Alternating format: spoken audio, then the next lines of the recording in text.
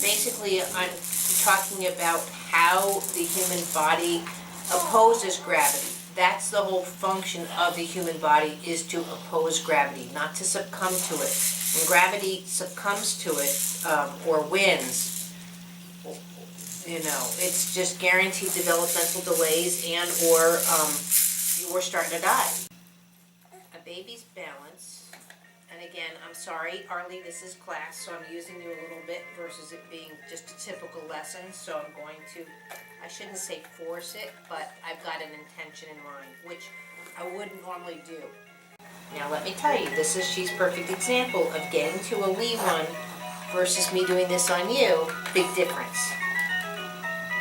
Because when I'm working with an adult, their mass supersedes my mass, or is equal to. So the influence of my mass on their mass now is equal or less than. Whereas if we're working with the baby, my mass and my movements supersedes theirs, so I can have more of a direct force, and also since they're not judgmental, they have less opposition to me.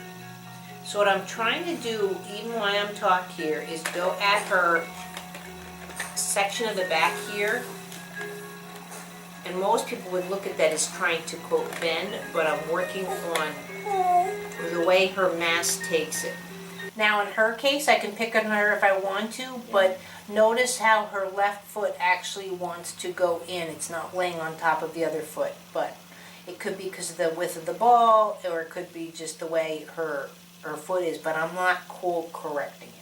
I mean, it's not like that. It's not like that, but that's going to feel weird for you. It does feel weird. Yeah, so when a foot's like this, okay, when I'm looking again, I'm looking for pure efficiency of movement. So I have to take into consideration that her mass now is different.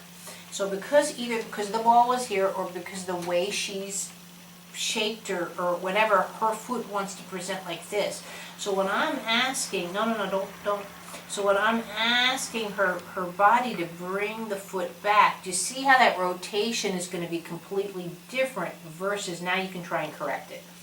So see how her rotation is going to be different in this position versus, okay, go foot back in, versus this position. Do you see the difference?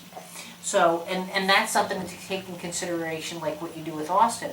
So when the foot, again, is positioned in such a way, you have to take into consideration. So if her foot's like this, and now I'm asking the pelvis to come back, it's going to react completely different just based off of the way the foot's presenting, or its mass to the floor, versus, so now put the foot here versus this. And it's just that word, it's different. So you can't, some people are just anatomically different, and you can't quote correct it, or that's where people do surgery. Oh, I can make your foot look like this, or do quote the AFOs.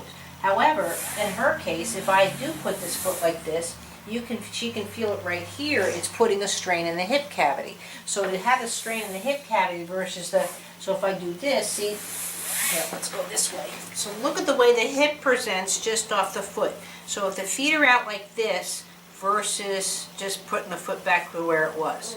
So see just the change of the projection to the femur into the hip cavity. It's really subtle versus here, off the hip. I cannot touch someone in a speed that is going to create that kind of, quote, spasm, activation, however you want to look at it. So, and this is what I think is really underappreciated, especially with like cerebral palsy, or right after someone had a stroke or whatever, when they've had just blunt force trauma. You have to touch the system where it's the safest, and they know they're not going to be, because even though this table is 3.5 feet, I think, by, or what is it, 3.5 or 3 feet? We've measured it 15 times, you'd know.